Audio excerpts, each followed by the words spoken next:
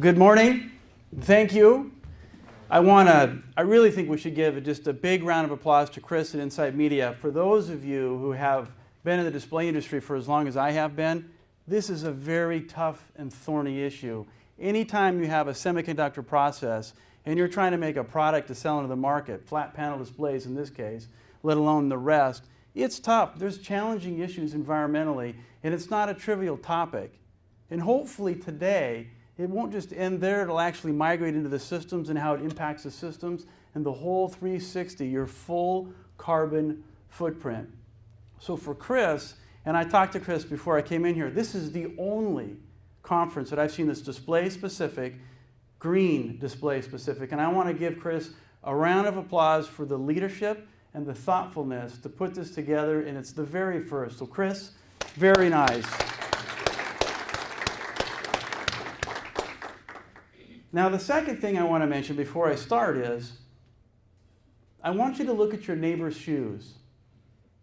Now, this is an uncommon request at this time in the morning, but I want you all to kind of wake up a little bit, bring some levity to the situation, let you realize what you've really put yourself into.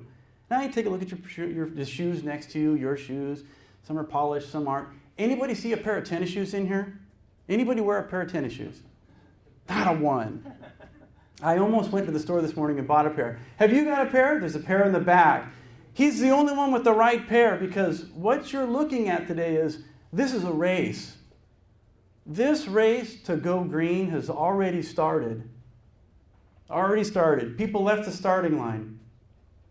It's not a race for compliance. We all go there begrudgingly. Oh, the RoHS compliance and the customer requirements. We grumble and we work on it. All the front-end teams just don't like it.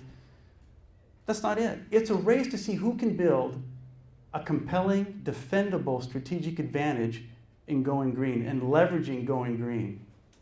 When you think about that, it's a whole different perspective. You can take established industries and put a whole new set of rules in place that change it. And if you can build those strategic advantages now by leveraging green, then you've got something that the others cannot do. And I'll speak a bit about that and what the advantages are of that and some examples of it. And the second part I'll spend some time in is on mobile handsets and the impact of displays on mobile handsets. Every time I mention mobile handsets and the energy consumption, people are like, yeah, it's a handset. It can't consume that much power, not as much as my plasma television. The numbers are quite compelling. We'll spend some time on that this morning. And then we'll finish with a summary. And by the way, this is the keynote speech. You don't get to ask me any questions. And on that race, by the way, if you're thinking that the public is not watching, you're racing, and they are watching. The slide in front of you is a slide from Greenpeace. They're already starting to show in a public format where you stand. I suspect we'll see more and more of this reported across more industries. Even in handsets, we're going to see this. They're going to get application specific, and you won't be able to hide from the ratings. So transparency will become critical to how you build your strategic advantage when it goes to going green. So let's put some perspective to the handset industry. The first thing is the driving forces in a handset. There's convergence. We all know that there's convergence in a handset. It's not just for making a phone call. It's not just for a text message. It's for surfing the internet, watching YouTube, taking pictures. Tremendous amount of convergence that's happened over the last few years. There's improved performance, 2G, 3G, eventually 4G. There's also improved design. Remember the first handsets, how thick they were? Now they've gotten thinner and thinner over time. And how about the subscriber growth? Tremendous amount of growth. Many of you may not know this. There's over 4 billion subscribers worldwide. 4 billion. What does that do? It creates an impact on the power gap. Immediately, handsets don't have enough power to keep up with the demand. It drives for larger batteries, and clearly it drives for these larger volumes, which has increased pressure on the total carbon footprint, and it makes for a very challenging green situation in the handset industry. When I talked about that energy gap, some of you who have seen me speak before have seen this slide, the slide on the left. That chart basically gives a rough estimate of what's happening in that handset. That top blue line is the demand that we have in a handset that results from convergence. You're using your phone more often because of the features that are in the phone.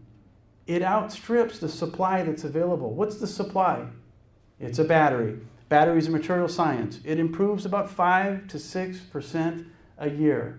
And until power becomes ubiquitous, this gap will only continue to increase. What's the solution? Well, either you don't use your phone, right? You don't check that last stock quote on your way home so that you can call and say, hey, is it milk or butter I'm supposed to pick up? It's a bigger battery. 20% of the phones that have shipped with 3G have gone with a 20% bigger battery, and they're only getting larger. Does that sound like a green solution? Nope, it doesn't. And it doesn't come with a free pair of tennis shoes either. What's one of the major contributors to this energy consumption in a handset? It's actually the display. Depending on the activity that you're performing with the handset, 50 to 70% of the energy consumption goes to the display in your handset. If you're text messaging, 70% of the energy goes to the display. It's much more than you think it is.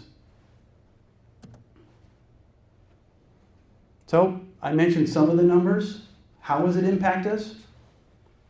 By 2014, almost 6 billion handsets will be in the market worldwide.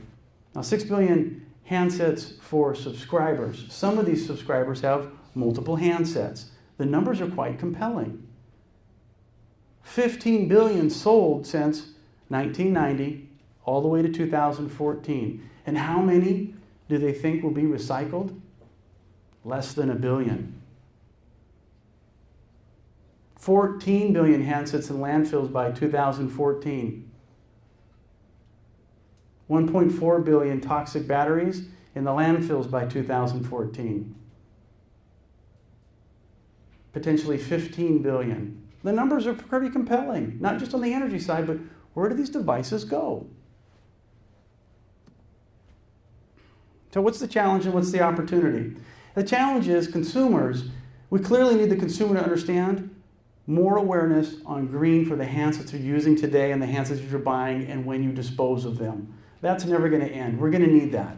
The second thing is, and I was at a conference for mobile displays and the design of handsets, and the biggest challenge is how do you design this in and not negatively impact those driving forces? What are the driving forces? It's the design, the thinness of the handset, right? The limited bezel, the battery not getting too big. When they get away from that, the design, and they get away from the performance, you lose market share.